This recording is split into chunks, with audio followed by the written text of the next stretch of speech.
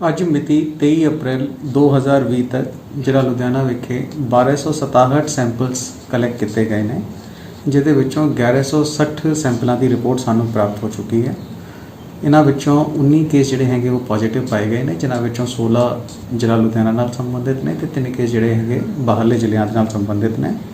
1141 case ਜਿਹੜੇ ਹੈਗੇ ਉਹ ਨੈਗੇਟਿਵ ਪਾਏ ਗਏ ਨੇ। कुल मिला के 5 इत्थे डैथ हो चुकियां हैं, जिहदे विचों 4 जिला लुधियाना नाल संबंधित सीगियां ते एक डैथ जिहड़ी सीगी वो जिला लुधियाने तो बाहर दी सीगी। कुल मिला के हुण तक 5 पेशेंट जिहड़े हैगे वो क्योर्ड डिक्लेयर किए जा चुके हैं, जिहदे विचों 4 जिला लुधियाना नाल संबंधित ने ते एक केस जिहड़ा हैगा बाहरले डिस्ट्रिक्ट दा है। तो कुल हुण 9 केसिस यानी कि 8 केस जिहड़े हैगे जिला लुधियाने दे ते एक केस जिहड़ा हैगा बाहरले डिस्ट्रिक्ट दा। कुल 9 केस जिहड़े हैगे वो एक्टिव केसिस हैगे।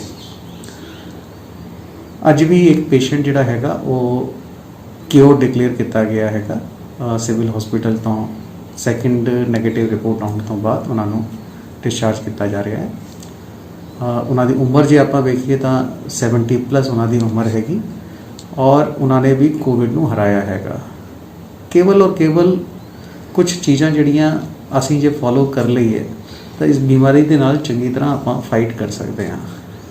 एक तो सब तो ज़्यादा इंपॉर्टेंट जी चीज़ हैगी वो हैगी कि टाइमली इस बीमारी का पता चल जाए और वो वास्ते जब भी किसी भी बंदे नूं किसी भी तरीके का खदशा होंदा है या कोई भी डाउट होंदा है, कोई भी सिम्पटम इस तरह के फील होंदे ने कि उन्होंने खंघ हैगा, बुखार आ रहा हैगा, ड्राई कफ है, कुछ इस तरह की चीज़ां, कुछ इस तरह के सिम्पटम्स जिहड़े हैगे उन्होंने विखदे ने तो उन्होंने नाल ही नाल अपने नेड़े तेड़े का जिहड़ा सिविल हॉस्पिटल हैगा या कोई भी इस तरह का हॉस्पिटल जिथे कि सैंपलिंग की फैसिलिटी अवेलेबल हैगी उत्थे तुरंत जाके अपनी सैंपलिंग जिहड़ी हैगी वो करा लेनी चाहिए है। क्योंकि जिन्ना छेती तुहानूं पता चल जाऊगा, एक तो तुहानूं आइसोलेशन जिहड़ी हैगी छेती करती जाएगी, तुहाडे सिम्पटोमैटिक इलाज भी जिहड़ा हैगा टाइमली चालू हो जाऊगा तो नाल ही नाल दूजा जिहड़ा सब तो वड्डा फायदा हैगा वो ये हैगा कि तुसीं अगे अपने आप वालों किसी होर नूं इस चीज़ के नाल इन्फैक्ट नहीं करोगे। तो मेरी सारे के सारे लुधियानियां नूं बेनती है कि जिस भी बंदे नूं कदे भी किसी भी तरह की ब्रैथलैसनैस, खंघ, जुकाम, हाई फीवर इस तरह के जिहड़े सिम्पटम्स हैंगे, जिहड़े कोविड के सिम्पटम्स हैल्थ डिपार्टमेंट वालों काफ़ी पहला लोगों नूं दसे गए सीगे, वो सारे के सारे सिम्पटम्स जिहड़े हैंगे उन्हां विचों कोई भी सिम्पटम उन्हां नूं आउंदा है तो नीयरेस्ट हैल्थ फैसिलिटी जिहड़ी हैगी उत्थे जाके अपना टैसट जिहड़ा हैगा करवा सकते हैं। हुण टैसटिंग फैसिलिटी जिहड़ी हैगी सिविल हॉस्पिटल लुधियाने दे विच तां अवेलेबल हैगी ही हैगी। इस तरह का सैंपलिंग फैसिलिटी कई सारे हॉस्पिटलों अवेलेबल है तो टैसटिंग फैसिलिटी जिहड़ी हैगी वो DMC हॉस्पिटल लुधियाना दे विच भी अवेलेबल हैगी। तो ये चीज़ां जिहड़ियां हैगियां असीं छेती कर लईए तो सानूं बहुत छेती इस बीमारी का पता भी चल जाऊगा। जे तुसीं नैगेटिव आ जाते हो तो तुसीं रिलैक्स हो सकते हो, बाकी जिहड़े सिम्पटोमैटिक तुहाडे इलाज हैंगे वो करा सकते हो और जे तुसीं जे पॉजिटिव आ जाते हो तो उत्थे आइसोलेशन च रह के अपनी प्रॉपर केयर करवा के इस बीमारी को हरा सकते हो। क्योंकि जिन्ने भी केस अभी तक लुधियाने च आए ने जिन्हां दे विच डैथ हुई है वो केस असीं देखिया है कि बहुत ही लेट स्टेज ते सानूं पता चलिया हैगा कि पेशेंट जिहड़ा सीगा वो कोविड पॉजिटिव सीगा। इनफैक्ट 1-2 केस तो इहो जिहे सीगे जिहदे विच सानूं उदों पता चलिया जब पेशेंट की डैथ हो गई कि ये पेशेंट जिहड़ा सीगा वो कोविड पॉजिटिव सीगा। क्योंकि जब तक पेशेंट आप अगे नहीं आउंदा उदों तक किसी को पता नहीं चलूगा कि वो बंदे को किसी भी तरह की प्रॉब्लम हैगी। स्क्रीनिंग हैल्थ डिपार्टमेंट वालों लगातार की जा रही है। कई सारे हॉटस्पॉट जिहड़े हैंगे या जिहड़े एरियाज इहो जिहे हैंगे जिथे कि इस तरह के पेशेंट्स हो सकते हैं, उन्होंने लगातार स्क्रीनिंग हैल्थ डिपार्टमेंट वालों की जा रही है। हुण हैल्थ डिपार्टमेंट वालों अपनी टैसटिंग कैपेसिटी भी जिहड़ी हैगी उन्होंने काफ़ी वधा लिया गया है। तो मैनूं लगता है कि ज़्यादा तो ज़्यादा लोग जे अगे आउंदे हैं, अपनी स्क्रीनिंग कराउंदे हैं, अपनी टैसटिंग कराउंदे हैं तो उन्होंने वास्ते भी फायदा होगा इस चीज़ का तो नाल आले दुआले के समाज के वास्ते भी इसका काफ़ी फायदा होगा। इस तो अलावा जिवें रिलैक्सेशन च असीं दस्सिया सीगा कि कई सारी इंडस्ट्रियां ने लुधियाने दे विच अपना काम जिहड़ा हैगा चालू करता हैगा। हुण इंडस्ट्री डिपार्टमेंट वालों अपना पोर्टल जिहड़ा हैगा वो तैयार कर लिया गया है। pbindustries.gov.in ते लोग अप्लाई कर सकते हैं जो वो इंडस्ट्री चलाना चाहते हैं।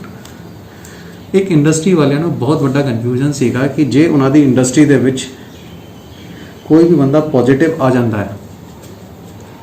तो उन्होंने खिलाफ सख्त कार्रवाई की जा सकती है। तो वो मैं उन्होंने यह क्लैरीफाई करना चाहांगा कि ਇੰਡਸਟਰੀ ਵੱਲੋਂ ਜੋ ਗਵਰਨਮੈਂਟ ਵੱਲੋਂ ਹਦਾਇਤਾਂ ਦਿੱਤੀਆਂ ਗਈਆਂ ਹਨ ਕਿ ਉਹਨਾਂ ਨੇ ਸੋਸ਼ਲ ਡਿਸਟੈਂਸਿੰਗ ਮੇਨਟੇਨ ਕਰਵਾਉਣੀ ਹੈ, ਲੋਕਾਂ ਨੂੰ ਮਾਸਕ ਪ੍ਰੋਵਾਈਡ ਕਰਾਣੇ ਹੈ, ਹੈਂਡ ਸੈਨੀਟਾਈਜ਼ ਕਰਵਾਉਣੇ ਹੈ, sanitation facility, hand washing facility ਜਿਹੜੀਆਂ ਹੈਗੀਆਂ ਇਸ ਤਰ੍ਹਾਂ ਦੀ ਚੀਜ਼ਾਂ ਪ੍ਰੋਵਾਈਡ ਕਰਾਉਣੀਆਂ ਨੇ। ਇਹ ਸਾਰਾ ਦਾ ਸਾਰਾ ਇੰਡਸਟਰੀ ਚਲਾਉਣ ਵਾਲੇ ਬੰਦੇ ਦੀ ਜ਼ਿੰਮੇਵਾਰੀ ਹੈਗੀ ਕਿ ਇਹ ਸਾਰੀ ਦੀ ਸਾਰੀ ਗਵਰਨਮੈਂਟ ਦੀ ਗਾਈਡਲਾਈਨ ਜਿਹੜੀਆਂ ਹੈਗੀਆਂ ਉਹਨਾਂ ਨੂੰ ਪੂਰੀ ਕਰੇ। ਜੇ ਖੁਦਾ ਨਾ ਖਾਸਤਾ ਕਿਸੇ ਬੰਦੇ ਨੂੰ ਪੋਜ਼ਿਟਿਵ ਆ ਜਾਂਦਾ ਹੈ ਔਰ ਇੰਡਸਟਰੀ ਵੱਲੋਂ ਕੋਈ ਵੀ ਕਿਸੇ ਵੀ ਤਰ੍ਹਾਂ ਦੀ ਅਣਗਹਿਲੀ ਨਹੀਂ ਕੀਤੀ ਗਈ ਹੈ ਤਾਂ ਫਿਰ ਇੰਡਸਟਰੀ ਡਿਪਾਰਟਮੈਂਟ ਦੇ ਖਿਲਾਫ ਜਾਂ ਇੰਡਸਟਰੀ ਵਾਲੇ ਬੰਦੇ ਦੇ ਖਿਲਾਫ ਕਾਰਵਾਈ ਉਹਦੇ ਵਿੱਚ ਜ਼ਰੂਰੀ ਨਹੀਂ ਹੈ ਕਿ ਹੋਵੇ। ਲੇਕਿਨ ਜੇ ਅਣਗਹਿਲੀ ਪਾਈ ਜਾਂਦੀ ਹੈ ਤਾਂ ਓਬਵੀਅਸਲੀ ਫਿਰ ਗਵਰਨਮੈਂਟ ਵੱਲੋਂ ਉਸ ਦੇ ਖਿਲਾਫ ਕਾਰਵਾਈ ਕੀਤੀ ਜਾ ਸਕਦੀ ਹੈ। ਤਾਂ ਜਿਹੜੇ ਵੀ ਇੰਡਸਟਰੀ ਵਾਲੇ ਹੈਗੇ ਉਹ ਜ਼ਰੂਰ ਅੱਗੇ ਆਉਣ ਕਿ ਆਪਣੀ ਇੰਡਸਟਰੀ ਨੂੰ ਚਲਾਉਣ ਦੇ ਵਾਸਤੇ ਔਰ ਸਾਰੀ ਦੀ ਸਾਰੀ ਗਵਰਨਮੈਂਟ ਦੀ ਗਾਈਡਲਾਈਨਸ ਨੂੰ ਫੋਲੋ ਕਰਨ। ਜੇ ਉਸ ਤੋਂ ਬਾਵਜੂਦ ਵੀ ਕੋਈ ਬੰਦਾ ਪੋਜ਼ਿਟਿਵ ਆ ਜਾਂਦਾ ਹੈ ਤਾਂ ਓਬਵੀਅਸਲੀ ਜੇ ਉਹਨਾਂ ਦੀ ਗਲਤੀ ਨਹੀਂ ਹੈ ਤਾਂ ਕੋਈ ਵੀ ਉਹਨਾਂ ਦੇ ਖਿਲਾਫ ਕਾਰਵਾਈ ਉਸ ਦੇ ਵਿੱਚ ਨਹੀਂ ਬਣਦੀ। ਇਸ ਤੋਂ ਇਲਾਵਾ ਇੰਡਸਟਰੀ ਤੇ ਉਸ ਦੇ ਨਾਲ ਜੁੜੀ ਹੋਈ ਲੇਬਰ ਔਰ ਗਵਰਨਮੈਂਟ ਵੱਲੋਂ ਭਾਵੇਂ ਉਹ ਕੇਂਦਰ ਸਰਕਾਰ ਹੋਵੇ, ਰਾਜ ਸਰਕਾਰ ਹੋਵੇ, ਉਹਨਾਂ ਵੱਲੋਂ ਇਹਨਾਂ ਨੂੰ ਕੀ ਸਹੂਲਤਾਂ ਦਿੱਤੀਆਂ ਜਾ ਰਹੀਆਂ ਹਨ ਔਰ ਕਿਹੜੇ ਸਿਚੁਏਸ਼ਨ ਦੇ ਵਿੱਚ ਉਹਨਾਂ ਵੱਲੋਂ ਕੀ ਕੀਤਾ ਜਾਣਾ ਚਾਹੀਦਾ ਹੈ, ਉਹਦੇ ਵਾਸਤੇ ਇੱਕ ਅਸੀਂ ਸਪੈਸ਼ਲ ਪ੍ਰੋਗਰਾਮ ਜਿਹੜਾ ਹੈਗਾ ਕੱਲ ਸ਼ਾਮੀ 4 ਵਜੇ ਲੈ ਕੇ ਆ ਰਹੇ ਨੇ। ਇੱਕ ਫੇਸਬੁੱਕ ਲਾਈਵ ਪ੍ਰੋਗਰਾਮ ਜਿਹੜਾ ਹੈਗਾ ਉਹ ਆਰਗੇਨਾਈਜ਼ ਕੀਤਾ ਜਾਵੇਗਾ, ਜਿਹਦੇ ਵਿੱਚ industry department, labour department, EPF ਔਰ ESIC ਡਿਪਾਰਟਮੈਂਟ ਜਿਹੜੇ ਹੈਗੇ ਉਹਨਾਂ ਦੇ ਐਕਸਪਰਟਸ ਜਿਹੜੇ ਹੈਗੇ ਅਸੀਂ ਉਹਨਾਂ ਨੂੰ ਬੁਲਾਇਆ ਹੈਗਾ